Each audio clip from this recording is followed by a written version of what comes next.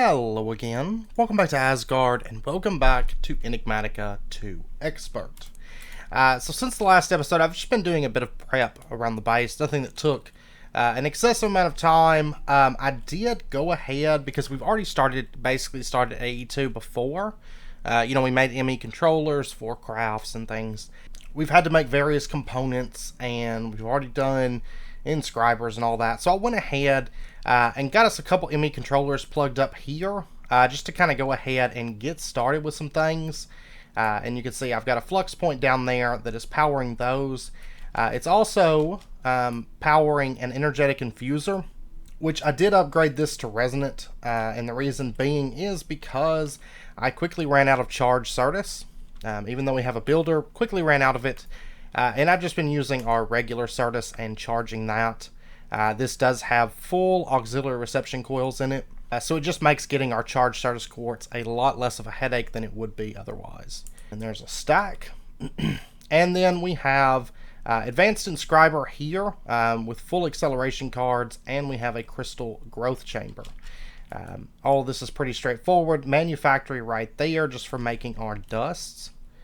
And it does have a few speed upgrades in it as well, speed and energy. So that way we can just kind of go ahead and jump start into some applied energistics today.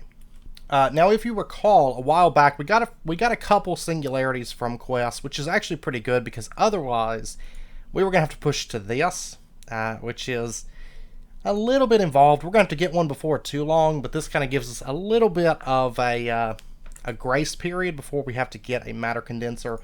So we're going to be using that today. Actually, at first I had forgotten about those singularities, and over here I ran a tunnel, and this tunnel goes all the way over to the storage building.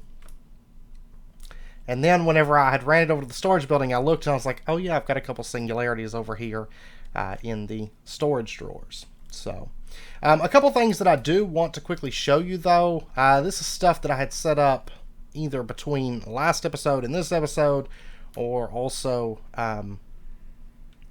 before the last episode. First and foremost, all of this is pretty well gone. Almost. You could say we've still got some ores in here, but everything else has been taken care of. And I have these ores just going into the gray, which is the same as the builder. So the builder is generally kind of taking precedence over this. So it probably will not actually run through all these ores until the builder finishes up. But this is just being sent over, and our ore processing system's pretty much running constant, running through all this stuff. So it goes through on the gray, and it comes out on the gray. So this is just going non-stop. Of course, we are going to be adding some additions to make a bit more output from that. But I wanted to go ahead and get that set up. Also over here, lime green is uranium. And you can see we've actually ran through all of our uranium at the moment. But we are running out of fuel for this, and so I needed to kind of get this up and going. We still had a little bit of fuel. I never actually totally ran out, but I was getting close to running out. So I wanted to get that up and going. Also, for the build last episode, I forgot to mention we do have two Glacial Precipitators over here. One's making ice, one's making the packed ice. Of course, they're backed up at the moment. Kind of little temporary setups. We're actually going to be setting these up a bit nicer and making the various different types of ice with that. Then if we pop over to the storage building, a couple small adjustments that I've made over here. First and foremost, you could see right here we have this filtered to pull out uranium, and this is where the uranium is going in at. And then over here you can see gray, and gray, because of course the builder will sometimes get things like fences and various different blocks that it's not voiding that we want to go into the storage drawer system. So we have a gray chest feeding in, as well as a gray over here feeding in. Because that way I have fences on this side, and have, different types of dirt and stuff that maybe comes from the chests from dungeons and things over on this side. So that pretty much covers all of that, I think. So let's go ahead and pop over. We're not going to spend a lot of time on camera with AE2. Just kind of brush over a few things. That's why I went ahead and did some pretty heavy prep and just kind of getting us started because that's all pretty boring stuff. And right here you can see I've got some quantum rings laid out. So we're going to go ahead and grab 16 quantum rings, and then we are going to get an Emmy quantum link chamber and another quantum link chamber.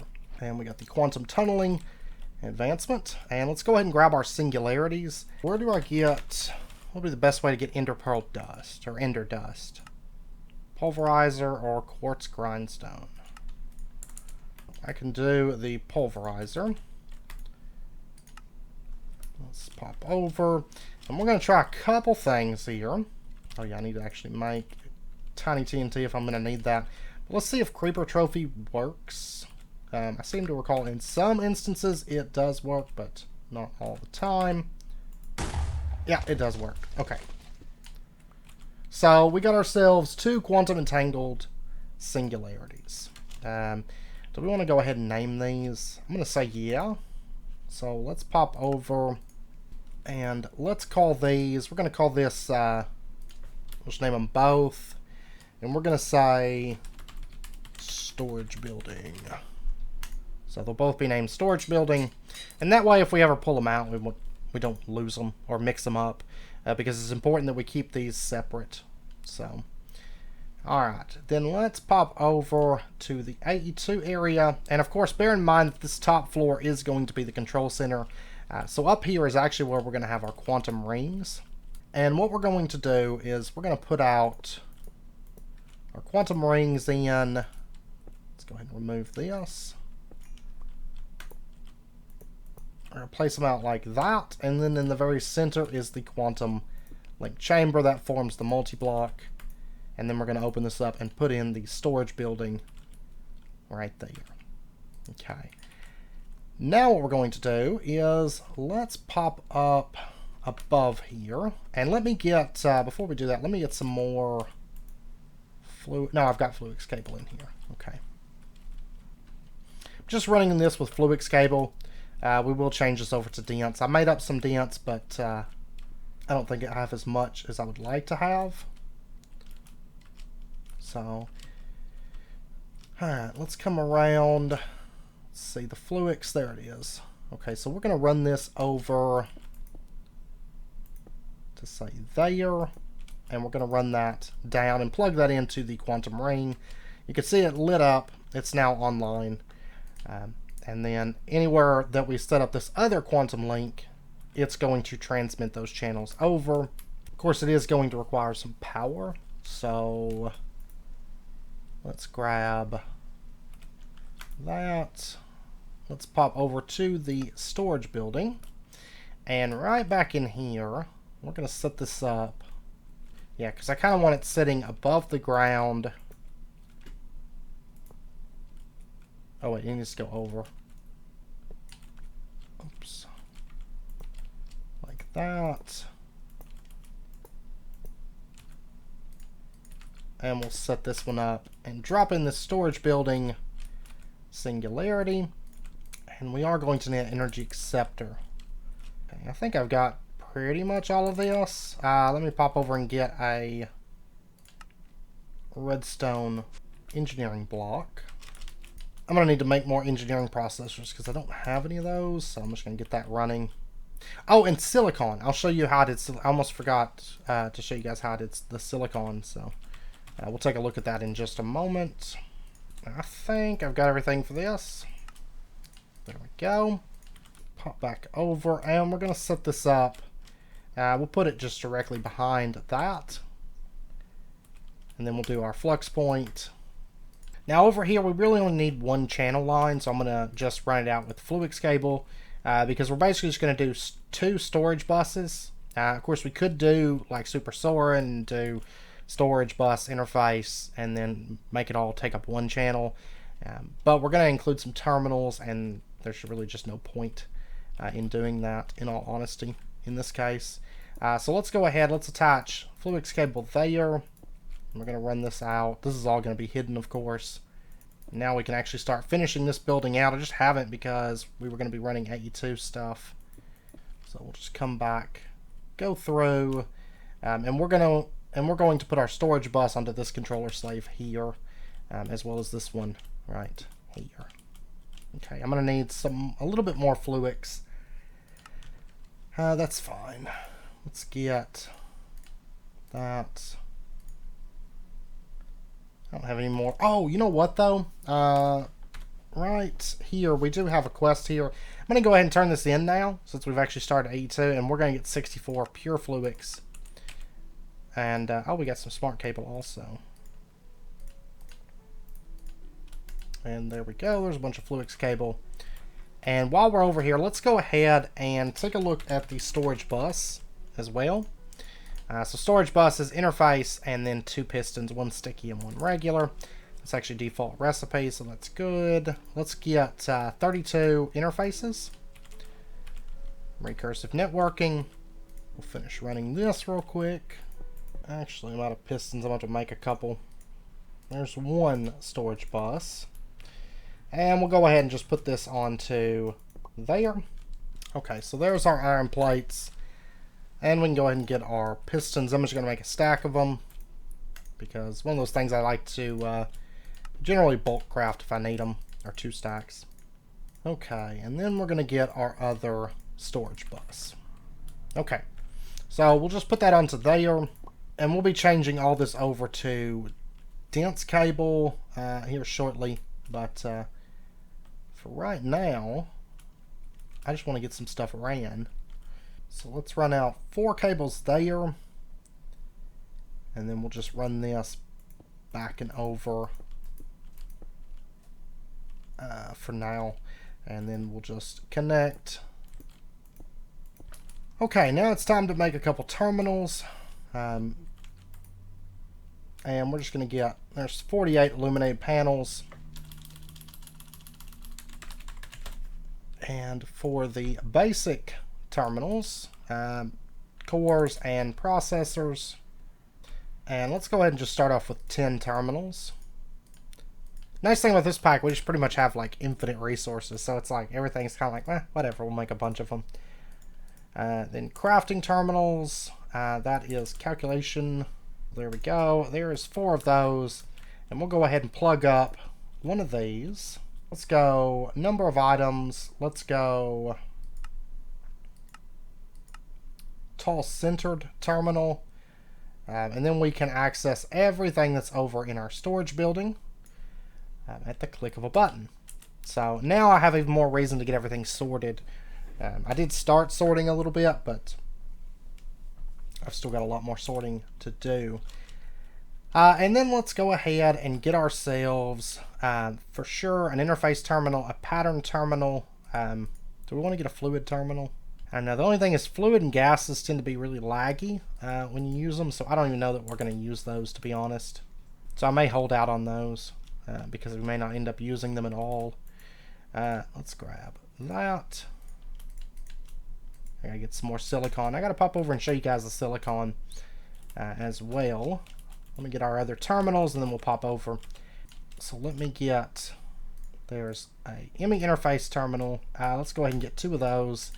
And then for the pattern terminal, let me pop up here, and right here you can see we've got silicon ingots and silicon being created.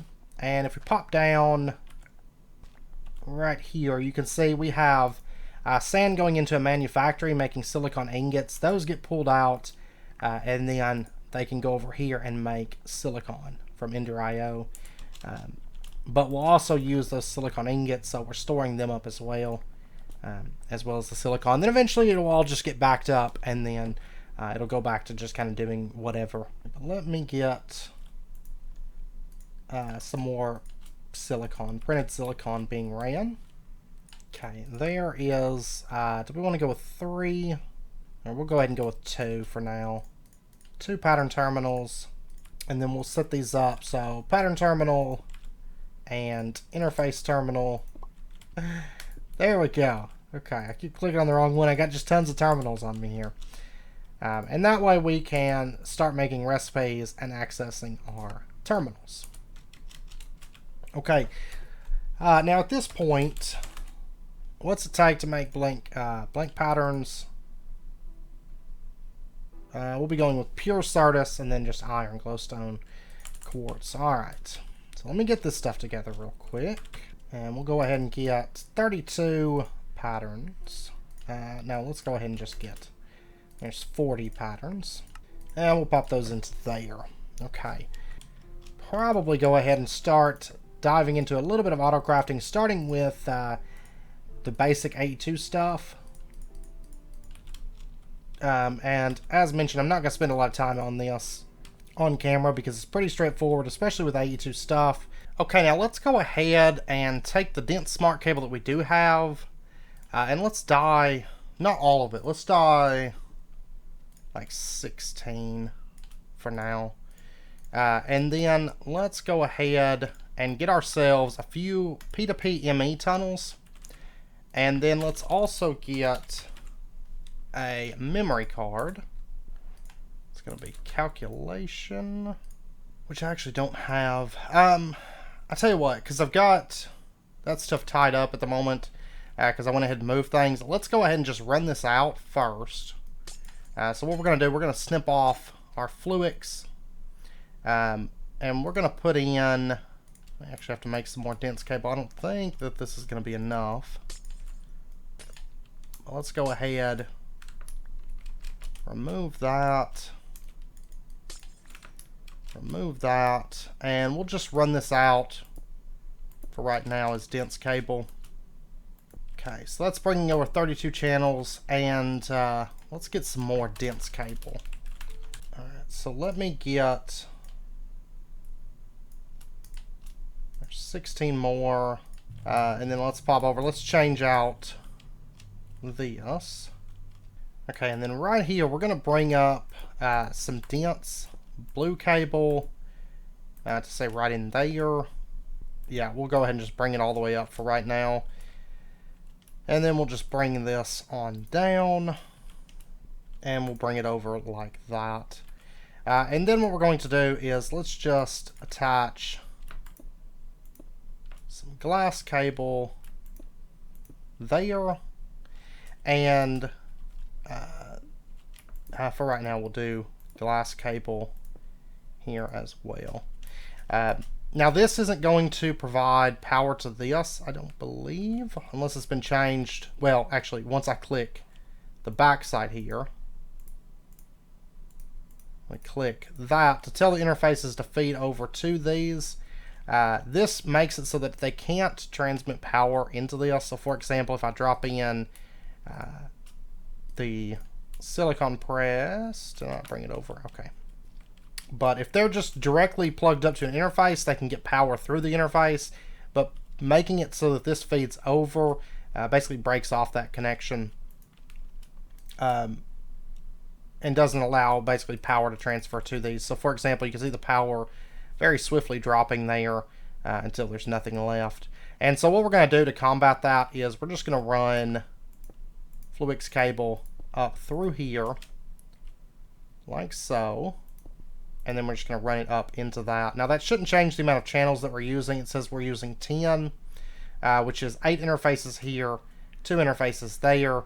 So nothing's changed. We're still only using 10 of 32, because basically we're just providing power to these, but not actually providing channels or anything like that to this system. And so then what we're going to do is we're going to go ahead and set these up with our presses. Let's get those. Calculation, logic, and engineering. And we're just going to drop in like this one's silicon, this one is logic, this one is engineering, this one is calculation. Now you can do all this with a single inscriber.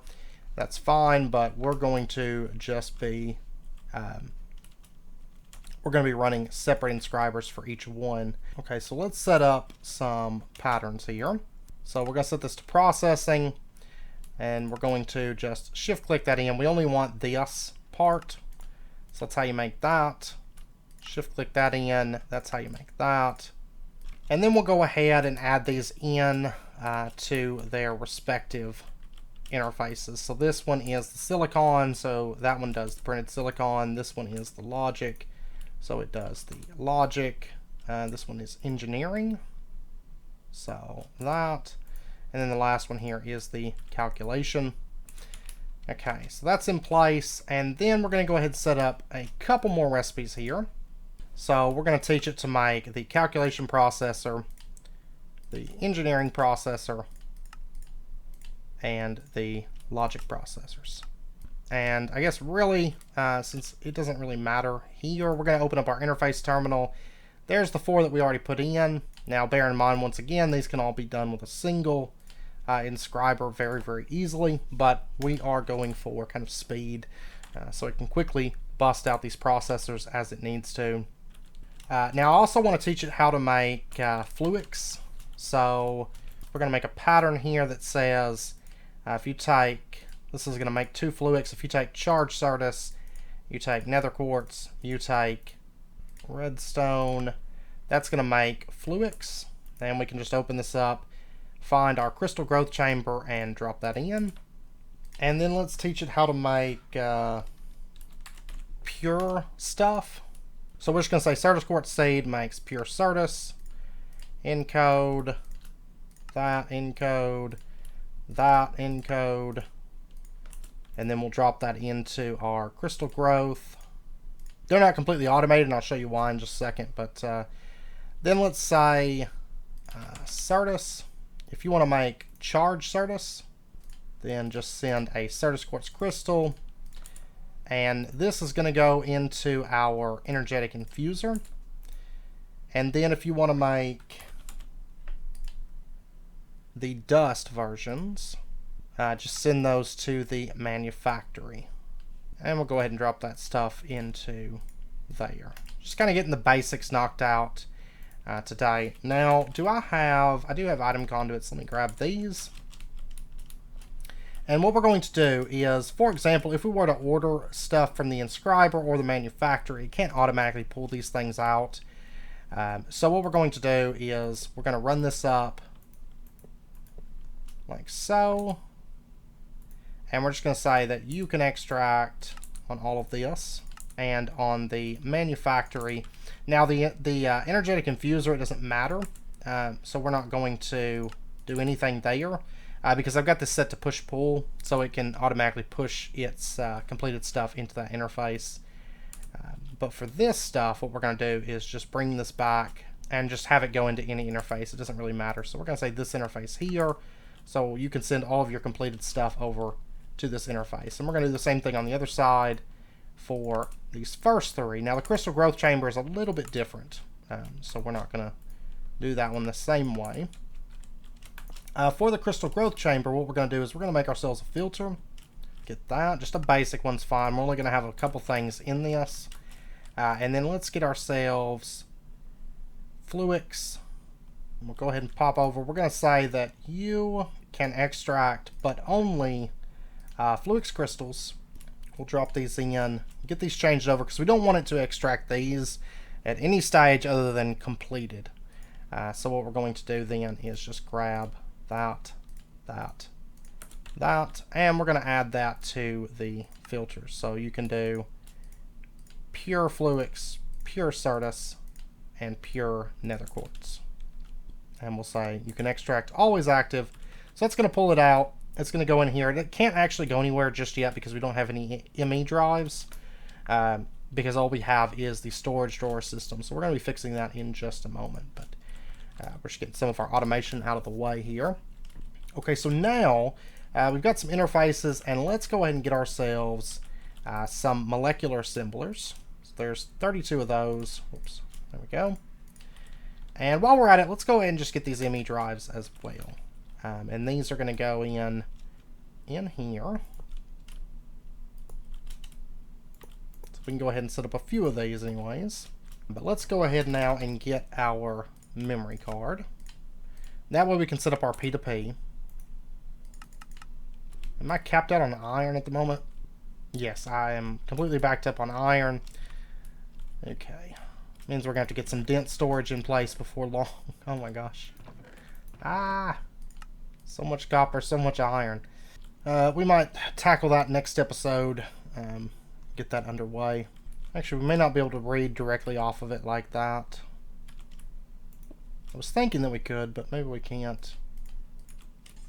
Let's pull that off. And I'll probably end up changing this to smart cable. But for right now, we're just going to have it as Fluix for the time being. So I get everything kind of set up. So that, and then let's set up its connection on the other side. And let's go ahead and put in P2P right there. Okay, and let's get some white smart cable. That way we can make this so it doesn't connect, because different colors, of course, will not connect together. So there we go. So the channel that's going to feed over to here will be white, the white channel. But for right now, we're only going to be using like 8 channels coming off this. And then we will, once I get some more smart cable, some dense cable made, once that's a little bit easier to make and automated and stuff, then we will send over the full 32. So let me just grab that, and we'll just right click that in. Okay, so that stuff's all plugged up now, and this one, it splits off. You can see right now it's using 10 of 32, and we can have those cables come down. Probably change those over to blue smart cable as well before too long. But now what I'd like to do, now that we've got our P2P running, so all of our channels can go over, let's go ahead and get ourselves 2 more P2Ps real quick. And then let's also get ourselves 2 storage buses. And then let's go ahead, let's pop over to right in here. And what I'd like to do is let's have a line come out here, and then I'm going to need a line to come over on this side as well. But yeah, I'll definitely be setting up an ME controller for our P2P line in due time. But let's go ahead and put that in there. And let's grab our memory card. This is still configured with the white channel, which is kind of like storage, basically. We're going to go ahead and just right-click there, loaded device configuration from memory card, and just so that we remember, we're going to put in the white right there. You can see device online, and it's that white channel that's over there, which if we take a look, that's currently using 2 of 32 for the 2 storage buses. But what we're going to do here is, let's do a Fluix cable that comes down here, and we're going to do storage bus there, and we're going to do a flat interface. This is of course a Super Soaring drive that we're setting up, interface there, and then we're going to run out Fluix cables here to connect to all these Emmy drives, and then we're going to do, just to provide it with power, quartz fiber, and do that. Okay, so now these Emmy drives will be online. Let's do the same thing on the other side, and then of course we're only using, I've planned these out so we have basically 6 Emmy drives and our interface on this subnetwork channel, and then we're going to have another storage bus, and then interface, 6 ME drives, storage bus, and we can go ahead and just keep going down with those ME drives. So we're basically going to have all this storage for 2 actual channels. Okay, so all of these will be online. We can now put storage drives into these top ones, and they're going to work. Okay, so now what we're going to do, now that that's out of the way, let's go ahead and make ourselves, can we make 64Ks? I'm going to go ahead and get some surge quartz dust. Toss that in, get that running, and while that's running, let's pop over to the storage building real quick. And one thing I want to do is I want to prioritize these drawers. So we're going to say priority is going to be 10,000 on both of these. So whenever it goes to put things up, if it can, I want it to send it to these drawers, but if it can't, then it can send it to wherever else. Because I think next episode, I think we're going to go ahead and push for black hole tanks, because I need it for the iron and copper. So I would like to get that up and going come next episode. Let's go ahead and just get all of these. If we can, there's a half stack. Okay, so there's some 4Ks. We're going to get a few more of these in just a moment. But and then our 16Ks. There's 3 of those. And then we just need engineering processor, and we are going to make ourselves a 64K. Okay, now what I'd like to do, let's get a 64K crafting storage. There's our crafting unit. And then we'll just combine this and this. There's our 64K crafting storage. And then I'd like to go ahead and get a few crafting co-processing units. Let's get 2 of these.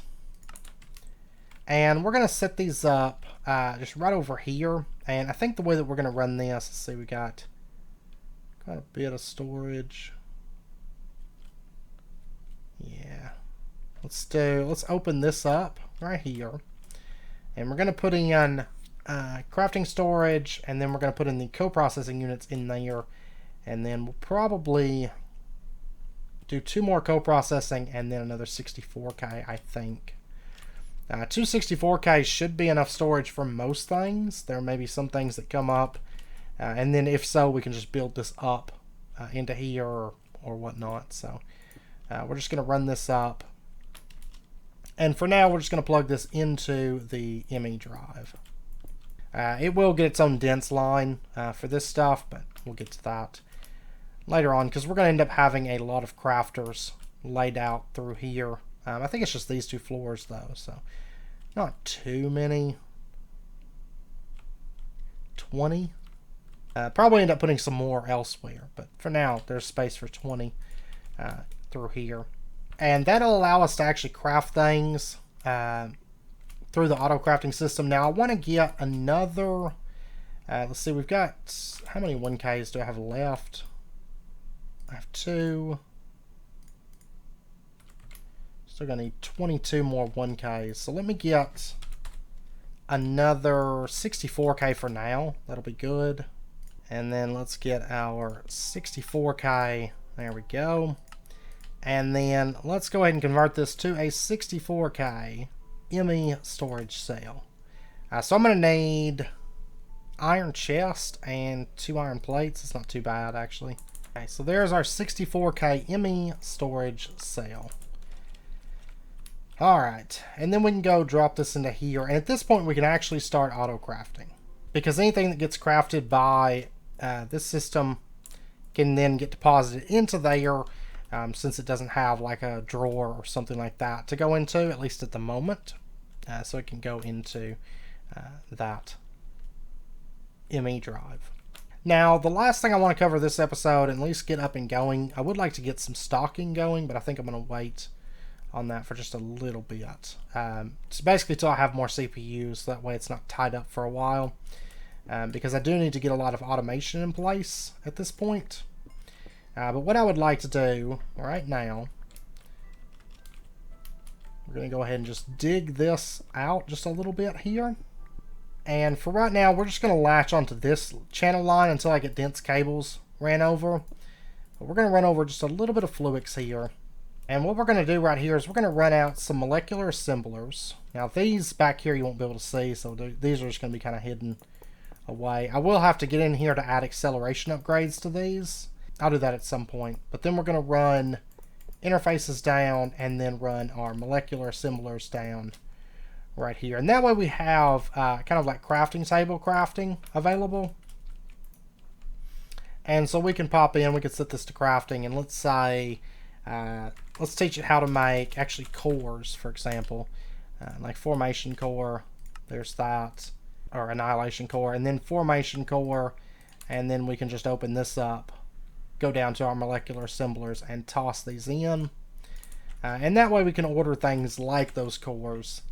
And oh yeah, we need to teach you how to make surge quartz seeds, and I need to plug up silicon and stuff. There's a lot of things I just have to get in place. It's just a process of expanding out here. But we'll be able to order things and allow this to craft it for us now. And if I end up with things like iron, for example, it couldn't go anywhere before. Now it can all pretty much just go into the Emmy drive. So you can see we've got 4 different items, or 4 different item types in this.